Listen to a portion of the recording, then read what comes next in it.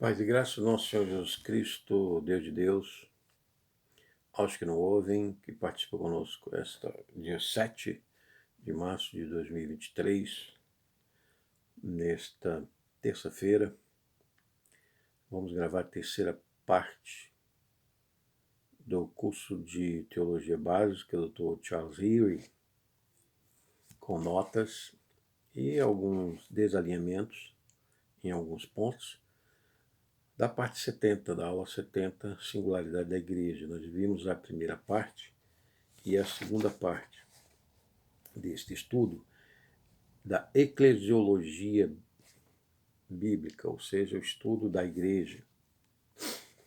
O Dr. Charles Heary dá o nome deste tema 70 e a singularidade da igreja.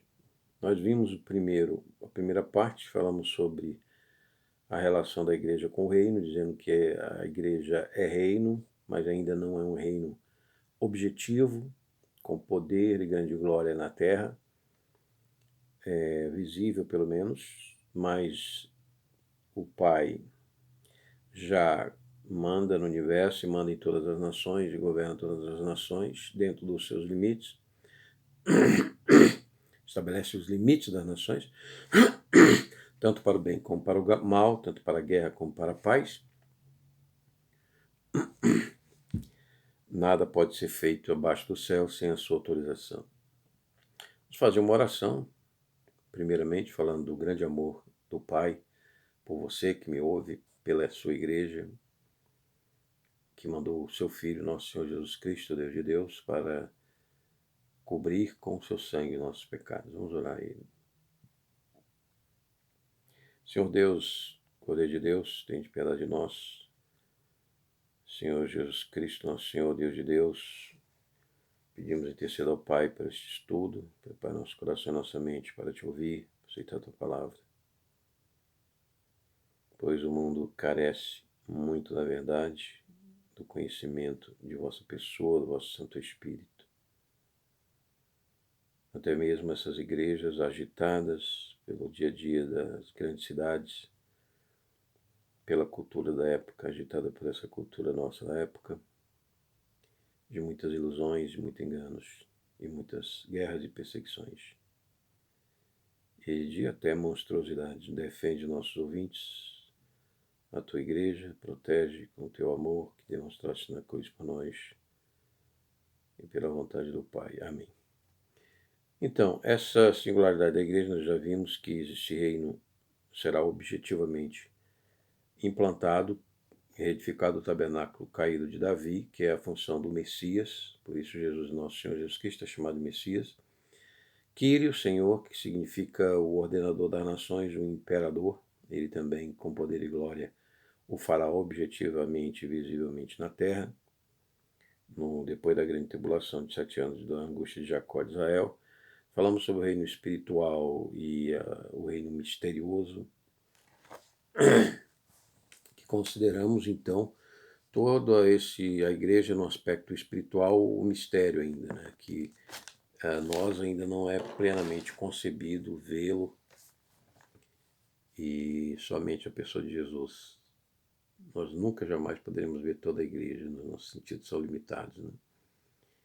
Mas a igreja cresce, falamos que ela cresce e abunda neste mundo, pois o Senhor Jesus subiu aos céus, como diz o apóstolo Paulo, triunfante. Triunfante é aquela figura, como nos ensinou o pastor Shedd, do general que ganha a guerra e traz os seus cativos, os seus prisioneiros, num desfile em Roma. Assim o Senhor Jesus entrou no céu, levando muitos cativos, muitos prisioneiros. Esses prisioneiros, claro, que são prisioneiros da espiritualidade, do mundo espiritual, né? O pecado, a morte. Todos esses se tornaram prisioneiros de Cristo, da vitória de Cristo. Como diz Paulo, a última vitória será a morte, que ele objetivamente encerrará sobre a humanidade. E falamos então a relação entre esses reinos. E dessa forma, passamos para a segunda parte, a relação da igreja com Israel, que são distintos. Chegamos à terceira parte, em que é a relação da igreja com esta era. e falamos sobre a geração de Matusalém, Enoque, a geração de Melquisedeque, Abraão, que é o sacerdote eterno, que é a linhagem do sacerdócio de Nosso Senhor Jesus Cristo.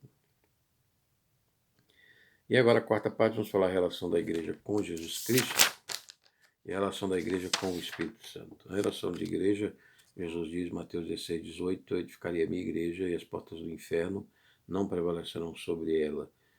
Nosso Senhor Jesus Cristo diz que o governo, as autoridades do inferno, o seu aparato judiciário, executivo, bélico, militar, não prevalecerá sobre a igreja. E essa igreja, então, tem como fundador Nosso Senhor Jesus Cristo, e ele é o fundamento. 1 Coríntios 3, 11. E esse discurso em João 13, 7, Jesus prepara, então, a revelação desta instituição do seu corpo na terra, a igreja, tendo como fundamento ele mesmo, pedra principal de esquina, e os apóstolos. Ele segue em Efésios 2:20, dizendo que vai construir e edificar esse edifício.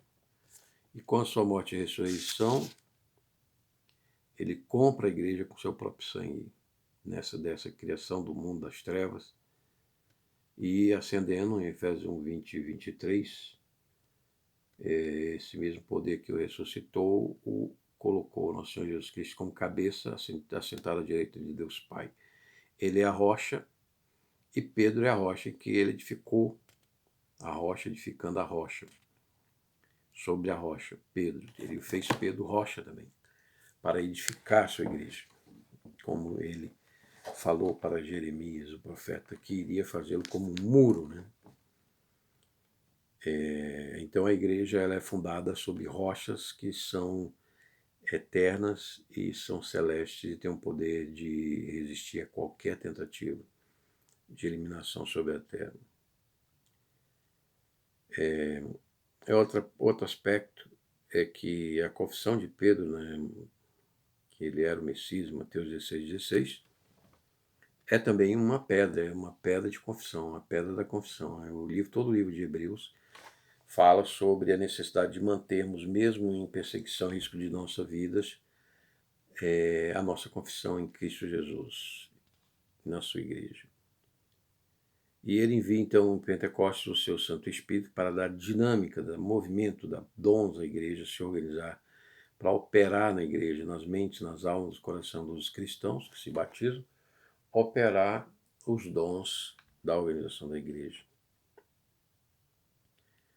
E aí a relação da igreja com o Espírito Santo. Então a igreja tem que esperar a operação, a liderança, a orientação do Espírito Santo. Não entristecê-lo, ouvi-lo, conhecer, porque através do Espírito Santo, através da palavra, nós vamos conhecer nosso Senhor Jesus Cristo. E ele vai nos conhecer e vai nos aceitar, então, e confirmar o nosso nome escrito na averbação do livro da vida do céu. É admirável e é muito importante você entender, nós entendemos cristãos e revemos esse aspecto, de que Jesus ele é o fundamento, a fonte da vida. Ele disse, vinde a mim, eu sou a água da vida. Então ele é realmente a fonte da vida, né? Nós temos que ter isso em mente, essa concepção. O mundo não tem mais, parece que com esse mundo tecnológico, essa confiança, super confiança no mundo da tecnologia, dos carros, dos robôs, as máquinas invadindo o espaço humano, urbanos e rurais. E isso é uma questão maior da fé. Então atente para essa conclusão. A questão maior da fé, tão falada, é que Jesus Cristo é a fonte da vida e a expressão máxima e final da salvação humana. Não há nada que possa substituir esta verdade. Os impérios não podem, tampouco o mundo genético, nuclear e eletromagnético atual, em que as nações e os poderosos pensam em reduzir a população, em fazer inoculações de substâncias farmacêuticas, né, e manipular a genética de micro-organismos, etc., com objetivos malignos, maliciosos sobre a humanidade, sobre a igreja, sobre o mundo, sobre as nações, com armas supersônicas, etc., e nucleares, e potências e inteligências mecânicas e eletromagnéticas, mesmo tudo isso, e ainda com híbridos, né, entre espécies humanas e humanos, e tudo isso, essa manipulação, esse grande engano, ele não muda a questão maior da fé que Jesus é a fonte da existência humana.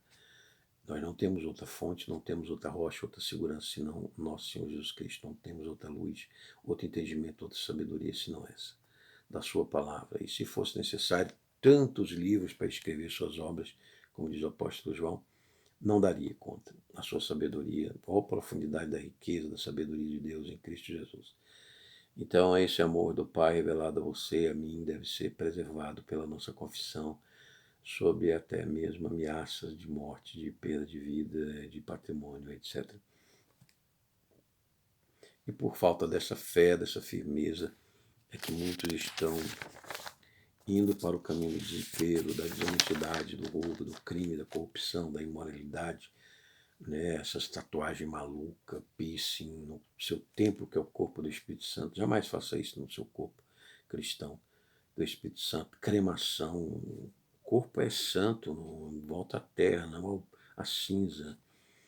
Então, nós temos que ter uma doutrina baseada na palavra revelada de Deus, respeitar as profecias de Moisés, respeitar os profetas, Amós, que condenam com pecado mortal essa tal de cremação dos homens, no capítulo 2 de Amós. E se nós não conhecemos esse Moisés e esses profetas, como nós vamos entender o Cristo, que é a fonte da vida, a nossa salvação, o amor do Pai e do Filho para nós, não poderemos entender. É preciso nós termos esse estudo. Então, quando a gente prepara esse curso gratuito de teologia para que os irmãos compartilhem, para os irmãos, se gostarem, dê o like, que ajuda a divulgar, é para que nós tenhamos esse conhecimento de nosso Senhor Jesus Cristo profundo na sua palavra, para que naquele dia que nós estivermos diante dele, ele possa dizer: vem, servo bom e fiel, eu te conheço, tu me conheceste, pela minha palavra, pelo meu Espírito.